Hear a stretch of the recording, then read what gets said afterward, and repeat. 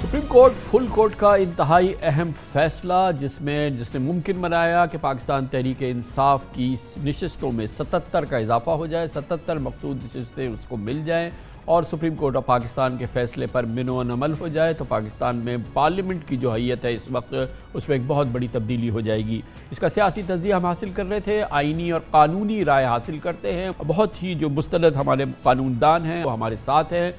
दो साबिक supreme court bar association मोहतरम अकरम शेख साहब और मोहतरम सेनेटर कामरान मुर्तज़ा हमारे साथ मौजूद हैं। शेख साहब, पहले आपसे गुफ्तगू का आगाज़ करेंगे। वैसे तो शायद ये गुफ्तगू की गुंजाइश नहीं थी, सुप्रीम कोर्ट ऑफ पाकिस्तान का फ़ैसला आ गया था। आज जब हम आपसे बात कर रहे होते उस वक्त ये हमें सूरत हाल नज़र होती, इस पर अमल की कैफियत नज़र आती, मगर इस दौरान हम देख रहे हैं कि हुकूमत की सतह पर भी बज़ाहिर एक मज़ाहमत का तासुर उभरा है, इस फैसले पर अमल दरामद का तासुर नहीं उभरा है और इलेक्शन कमीशन ऑफ पाकिस्तान भी तज़ज्जुब का इजहार करता नज़र आया है। उस पर भी अमल का हमने कोई हमें उसका इशारा नहीं मिला है, ना इलेक्शन कमीशन की जानिब से ना हुकूमत की जानिब से, और तीसरी जानिब जो है वो सुप्रीम कोर्ट की फुल कोर्ट का फ़ैसला मौजूद है। मगर उसके बावजूद ये जो इस वक्त कन्फ्यूजन है, इसकी ताबीर क्या होगी आपके ख्याल में, इसका क्या नतीजा निकलेगा?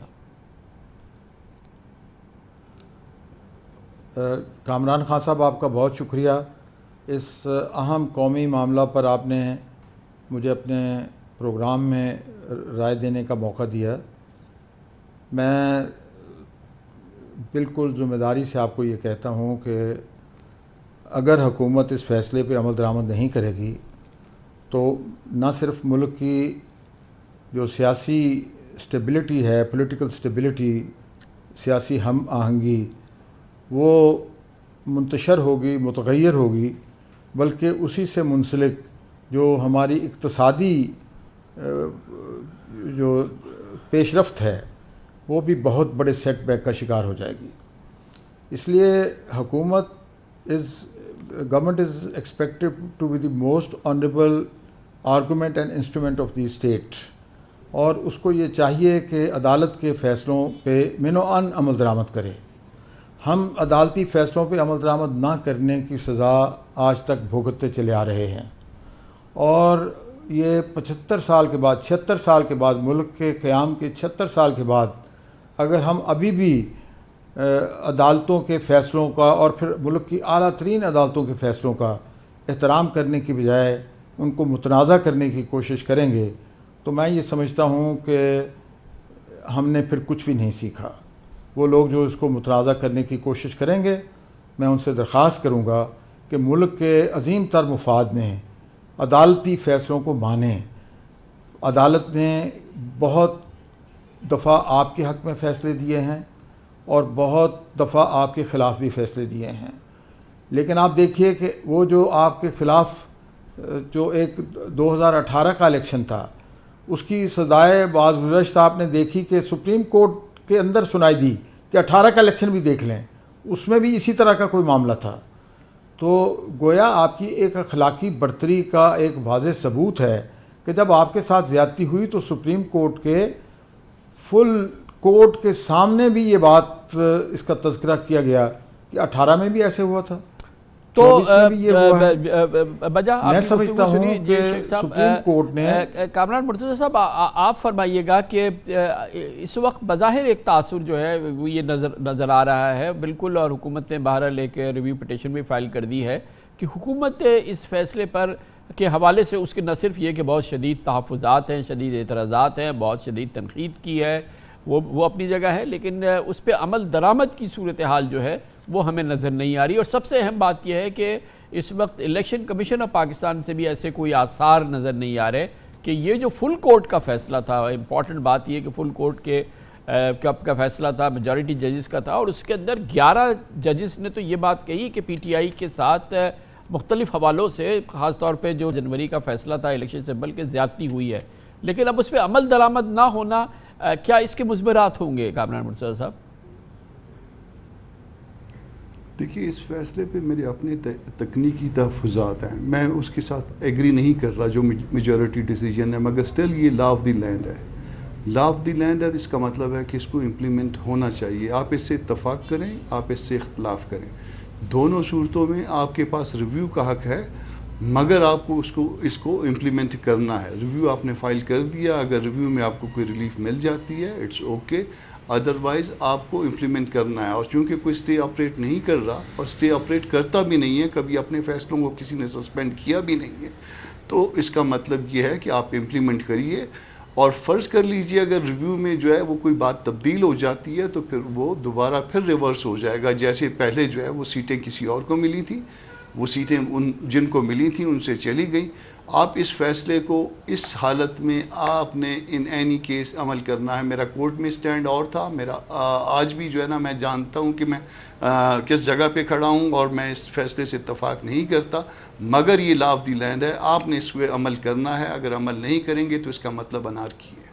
तो शेख साहब, इसमें जो रिव्यू की एक जाहिर है कि वो हक़ तो हासिल है, उसका क्या प्रोसेस होगा, वो कैसे होगा? क्योंकि हुकूमत ने एक रिव्यू फाइल किया है, गो कि अभी तफसीली फैसला नहीं आया है। हाँ साहब, ऐसा है कि रिव्यू जुरिस्डिक्शन जो है हमारे कॉन्स्टिट्यूशन में जो डिसाइडेड केस लॉ है उसके मुताबिक बहुत महदूद उसकी जुरिस्डिक्शन है, बड़ा महदूद अख्तियार समात है। Errors floating on the surface of the record are the only grounds on which this review petition can be accepted. तो मैं नहीं समझता कि इस फैसले में, यानी जैसा कि आपने बिल्कुल सही फरमाया कि जो कंट्रोवर्शियल पोर्शन है कुछ लोगों के नज़दीक, वो ऐसा पोर्शन है जिसमें 13 में से 11 फाजिल जज साहबान ने इत्तफाक किया है। और मैं ये समझता हूँ कि उस बारे में चीफ़ जस्टिस ऑफ पाकिस्तान काजी फ़ाइज़ ईसा साहब और मोहतरम सीनियर प्यूनी जज जस्टिस मंसूर अली शाह साहब और उनके साथ बाकी फाजिल जज साहबान की राय में ज़्यादा कोई इख्तलाफ नहीं है। दोनों इस बात पर मुत्तफ़िक़ हैं कि वो लोग जिन्होंने अपने आप को एक सियासी जमात का रुकन ज़ाहिर करके इंतखाब में हिस्सा लिया था, उनको आप इस तरीके से आज़ाद नहीं डिक्लेयर कर सकते थे। और वो इस बात के भी मुस्तहिक हैं कि उनकी जो है प्रोपोर्शनेट रिप्रेजेंटेशन के एतबार से उनको सीटें दी जाएं। इसमें एक वो आपके जो सहाफ़ती हलकों में एक बात मैंने नोट की परसों प्रोग्राम में, मैं तो जब केस की समाअत का फ़ैसला हुआ तो उस वक्त मैं पाकिस्तान आ चुका था, लेकिन उससे पहले कुछ 15 दिन के लिए मैं बैतुल्लाह शरीफ की हाज़िरी के लिए चला गया था। तो खान साहब, ये मैंने कल और परसों आपके फाजिल नुमाइंदगान और आपके फाजिल जो कॉरेस्पॉन्डेंट्स हैं उनसे मैंने देखा कि ये फ़ैसला 184(3) में तो मुमकिन था, लेकिन 185(3) में ये फ़ैसला नहीं हो सकता था। मैं बहुत अदब से एक कानून के अदना तालिब इल्म की हैसियत से और सुप्रीम कोर्ट में मोर दैन 44 ईयर्स की प्रैक्टिस की बिना पे और जो डिसाइडेड केस लॉज हैं उसकी बिना पे मैं बड़ी ज़िम्मेदारी से कह सकता हूँ कि हमारे सुप्रीम कोर्ट ने ये फ़ैसले दिए हैं कि 184(3) के तहत अगर पिटिशन आए तो उसको 184(3) में भी कोर्ट पावर इस्तेमाल कर सकती है और 184(3) में इंटरचेंजेबल है। ये सुप्रीम कोर्ट वही है, उसके पास एक अख्तियार है। और ये कोई कंप्लीट जस्टिस वाली बात मैं नहीं कर रहा, मैं उससे मुख्तलिफ बात कर रहा हूँ। ये जो ओरिजिनल जुरिस्डिक्शन है 184(3) में, अगर एपेलेट जुरिस्डिक्शन में भी कोई आदमी आ जाए और उसका केस 184(3) की किसी एनफोर्समेंट ऑफ फंडामेंटल राइट के तहत कवर हो तो वो सुप्रीम कोर्ट उसको नाफिज कर सकती है।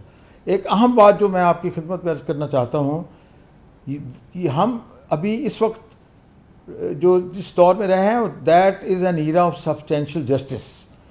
Technical errors and technical knockouts का ज़माना नहीं है। ये उज़र के फ़लाँ जमात फ़रीक थी, फ़लाँ जमात फ़रीक नहीं थी। मैं ये नहीं समझता कि अगर सुप्रीम कोर्ट को दौरान समाअत ये पता चलता है कि वो फ़रीक जो हमारे पास फ़रीक मुकदमा नहीं है उसका इस्तेहकाक बनता है तो उसको रिलीफ देने में कोई अमर माने नहीं है। एपेक्स कोर्ट है, यहाँ सारी ज़िंदगी मुकदमे बाजी में ख़त्म नहीं करनी, मुल्क को चलाना है। और मुल्क जिस नाजुक हालात से गुज़र रहा है उसका ये तकाज़ा है कि हम ज़्यादा से ज़्यादा पॉलिटिकल स्टेबिलिटी के लिए अपना अपना किरदार अदा करें।